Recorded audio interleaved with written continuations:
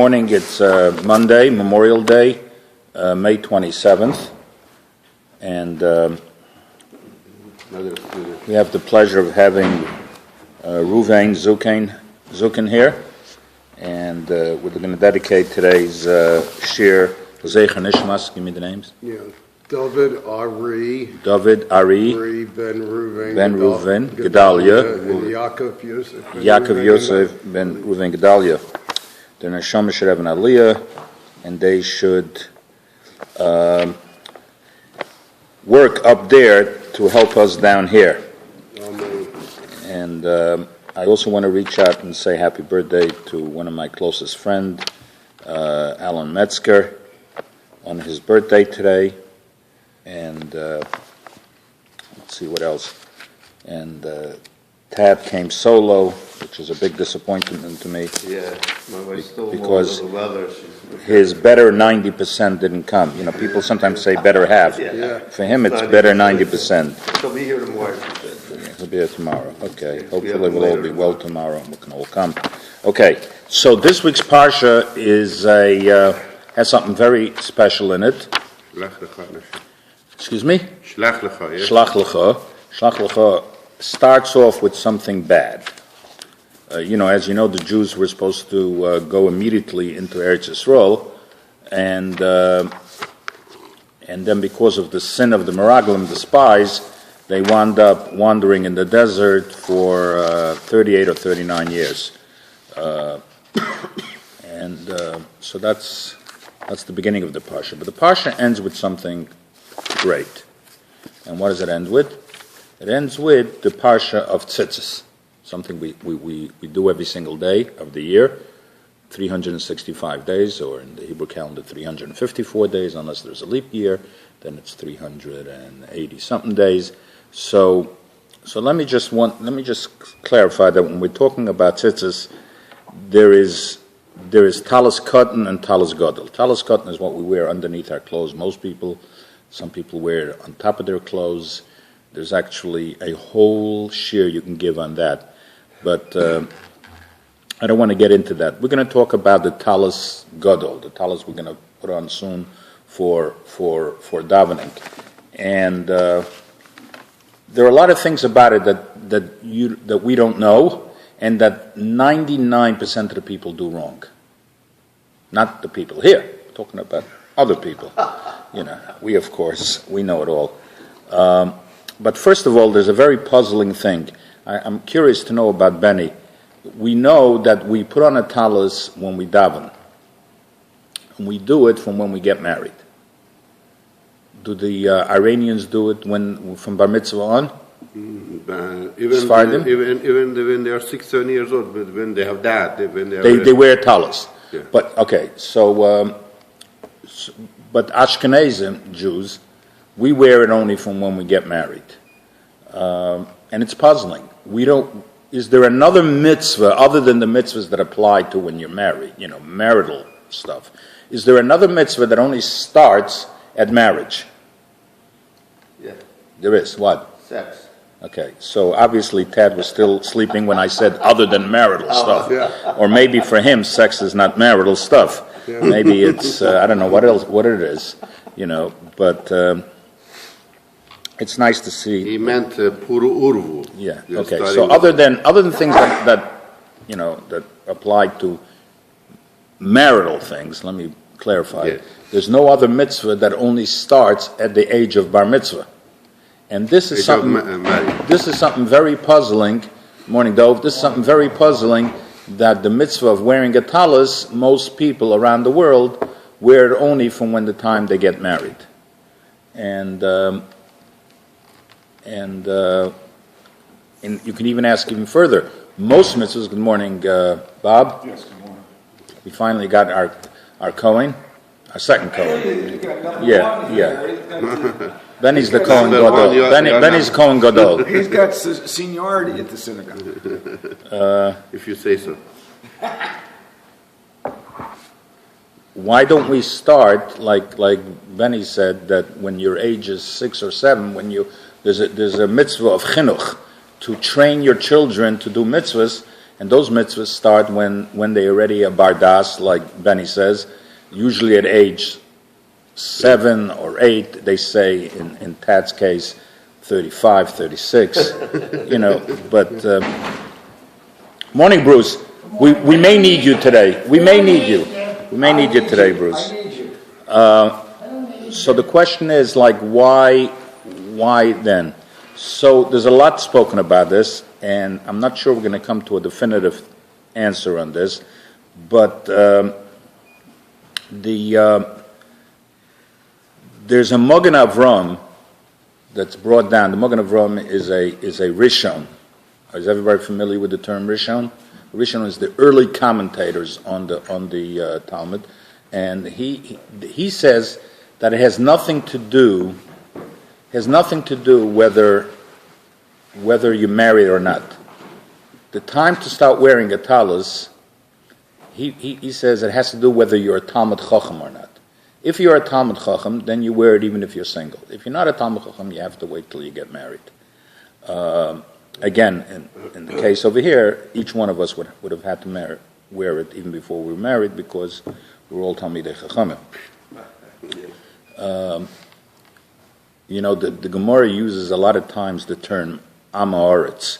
You ever hear that expression? He's an Amoritz. We see it's a terminology used in the Gemara that somebody who's like a peasant. And we interpret that to be somebody who's not learned. But in those days, somebody who was an Amoritz knew much more than we know right now. So the curve has really dropped, or the threshold has really dropped. Anyway, and he brings two proofs. He brings two proofs actually from the Gemara. There are two stories that happened in the Gemara. One of them was that there was a Tana. A Tana is the early rabbis that made in the Mishnayos that Rav Hamnuna was walking. His name was Rav Hamnuna. He was walking, and somebody saw that he's not wearing a talis. In those days, by the way, people wore the talis all day. They wore talis and tefillin all day, and they saw that he wasn't wearing a talis, and they were very surprised, and they said, "How come you're not wearing a talis?" So very humbly, he answered. He says, because I'm not a Talmud Chacham. I'm not married. I'm not a Talmud Chacham, and therefore I'm not wearing a talis. So that's where the Magen Avram brings proof. Good morning, Larry. Good morning. The Magen Avram brings proof that if you're not a Talmud Chacham, you don't wear it if you're single. There's another Gemara that brings down Rav Kahana, and by his name, we probably realize that he was a Kohen, and he was not, since he was a Kohen, he was able to get the money, the $5 that you do by Pidyon Haben. We all know what Pidyon Haben is, right? So instead of getting money, he would take a talis instead of money. So from there you can bring proof that since he was a Talmud Chacham, as we all know, and he wore a talis even before he got married. This was happening before he got married. So there is some proof that to the theory that you only wear a talis if you're not married if you're a Talmud Chacham. However, none of these proofs really hold out because the Mefarshim, the commentaries say that in those cases we're not really talking about wearing a talis. The Gemara never uses really the word talis. The Gemara is really using a head covering. And what they're really talking about is that either one of two things. Either you've noticed certain people, it's called, the term for it is called Sudra de Rabbanim, a covering of rabbis. You notice certain people have like yarmulkes, and then in the center they have a little like ball on top or a little thing coming up. Have you ever noticed that? It's a beanie. It's like a beanie with a center thing. So they say they're talking about that. That's a special type of yarmulke they wore only for people who were learned. Other people say that those Gemaras are talking about a covering for the head, not a talis, just an additional covering. I don't know if you ever noticed that I see that sometimes with Lubavitchers, they'll wear 2 yarmulkes. You ever see that? No. Okay, so Reuven has seen it, Ron has seen it, that they just put something else. Most people just wear a hat. Why do we wear a hat? Because it's an additional covering that we wear when we're davening, and it's not necessarily a talus. Now, the main proof that you're only supposed to wear it when you're married is brought down from the Maharil. The Maharil is a person that lived, I think, about 400, 500, 600 years ago, and he was the originator of many minhagim, many customs that we have. There are things that we do which are not in halacha. I'm going to give you an example in a second, that we find no basis for it at all. In any halacha, in Shulchan Aruch, there's no basis for it, except it's a minhag. One of those things is that we go to Tashluch. There's no hilchas Tashluch. How do we know that we're supposed to go to Tashluch? Where does it come from? It comes from the Maharil. And he enacted certain minhagim. And he said that there was once a story that a boy came to him and he had a question. He said, look, I want to know if I did the right thing. I got married a week after Shavuos. And I got as a gift, I got a talus. We all when we get married, we get a talus from our future in-laws. And he says, I got a new talus. And a week before I got married, and Shavuos came, and I put on the talus for Yontiv. Did I do the right thing? Should I have waited till I got married to inaugurate this new talus, or because of the Yontiv, such a great holiday as Shavuos, that I wore this talus? And surprisingly, what do you think the Maril told him? Okay. He told him, you did the wrong thing. That the day of your wedding supersedes a holiday. It's like the biggest, for you, it's the ultimate holiday of your life. And therefore, it was more important for you to have waited for your wedding day, or for the day after, the morning after your wedding, to put on the new talus, the for Yontiv. So, from that story, we see that when you're single, you're not supposed to wear a talus. Otherwise, why would he ask this question? And the Maril says that the proof of this is something that we call smicha. In other words, when two things are next to each other in the Torah, because in the Torah in Parshas Keseitze, where it's the second time where he brings the mitzvah of tzitzis, one pasuk says Gedilim tasalach al arba kanfos. You should wear tzitzis on the 4 corners, and then the next pasuk. It's a completely other mitzvah, having nothing to do with tzitzis, but it talks about something else. It talks about the parsha of if somebody marries somebody and he has all kinds of things. So the Torah says, Ki yikach ish ishu, if somebody marries a woman and he cohabits with her and he hates her and he brings false things about her. So he says, because of the Torah combined these 2 mitzvahs, Keep going. I have a question for you. because the Torah combines these 2 mitzvahs next to each other, it's proof that when do you wear a talus? When somebody marries somebody. Quickly. Tzitzit katan. The little kids wear that. Yeah, we're not talking about that. We're talking about the talus gadol. But is it two different things, or is it the same thing? Well, they're 2 different things. Yeah. We're talking today about the. Talus gadol, big one. Okay, go ahead. Okay. Now.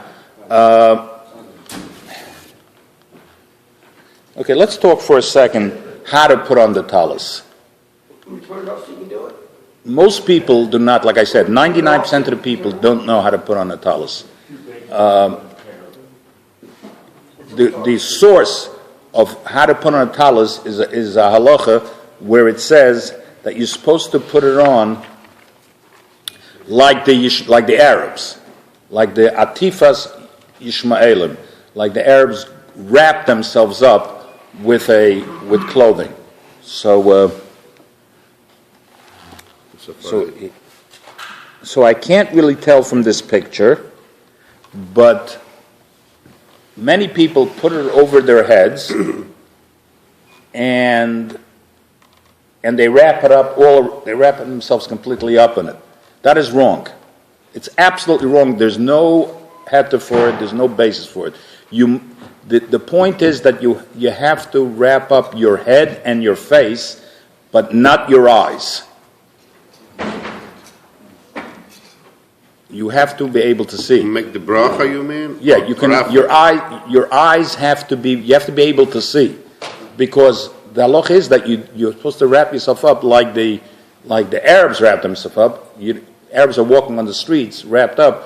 Their eyes are open. Otherwise, they couldn't walk. So everybody says there's no debate about this, that I've been doing it wrong until I learned this halakha. So you put it over your head, and then you wrap it around you, and you cover your face, your mouth, but you leave your eyes open. Okay? Let me fast forward to something else. Some people, I'm sorry to interrupt you, some people roll it up, they put on their head, and they make a bracha, and they... Yeah, but you have to keep your eyes visible. Now, what happens, here's something interesting. What happens if you're wearing the talis and it falls off? Oh, you mean it slipped off. As far as the bracha, you mean? Yeah, do you have to make another bracha when you put it on? We don't. So Benny says we don't, and I don't think anybody here says that you do, except it's against, the Mishnah Berurah says that you should. If you take your dad, asacha dad. So here's a very important thing. Now what happens if you go to the bathroom? You take off your talis to go to the bathroom. You come back. You put it back on. Do you make another bracha? No. You don't make another bracha. Only tefillin you do. Excuse me? Tefillin you do. Well, I didn't think so. What? In one instance, you yourself took it off. And Okay. the other, it fell off by accident. Okay. So one is your own action, the other is something that is... Okay, so the point is that the Mishnah Berurah says that you should make another bracha, but in the very rare cases we do not follow what the Mishnah Berurah says. We don't follow because the criteria is, like Benny says, if you have hesach hadas, if you momentarily take your mind off the fact that you're doing the mitzvah, then when you do it again, you have to make another bracha. Yes, I'm sorry to It interrupt would be like as if you washed the bread, and then the phone rang. Exactly. If there was a hefsek, if there was what's the English word for hefsek? Interruption. And if there was an interruption and you forgot that you were distracted. By us, because the tefillin has the name of Hashem on it. Yeah. You go to bed, you're not supposed to think about the name of Hashem, and you're not supposed to take a name of Hashem. Talis really doesn't have any name on it. Okay. So the answer that they give, there are about 3 or 4 answers why they give that they do not follow the halach of the Mishnah Berurah, and I'm only going to have time for one of them. Have one 2 of more them. minutes. Okay, so one answer they give that just like when going to the bathroom, like Bob said, when you go to the bathroom, you're consciously taking it off because you know you have to go to the bathroom. You didn't forget the fact that you have to wear a talis. You're taking it off. You're consciously taking it off, and you know you're going to come back and you're going to put it back on. So therefore, you never really had an interruption in your mind of this mitzvah. Now, how come if it falls off, is it in the same class? When it falls off, you didn't have it in mind. So the Tzitz Eliezer, who actually was by his gravesite a few months ago, who was a big Paisik, and he gives halachas, he says that the reason it applies also when it falls off, because when your talis falls off, it starts slipping off. And you're consciously realizing that it's going to fall off. So it's just like the same as if you're consciously taking it off. If in fact it fell off and you had no idea that it fell off, you walked around and somebody says, "Sir, your talis fell off," then you would have to make another bracha. But if it fell off and it slipped off and you realize, it slipped off and you didn't catch it in time, then you never really lost track of it, and therefore you don't make another bracha. How about if it just Okay. goes off one shoulder? Do you still, it has completely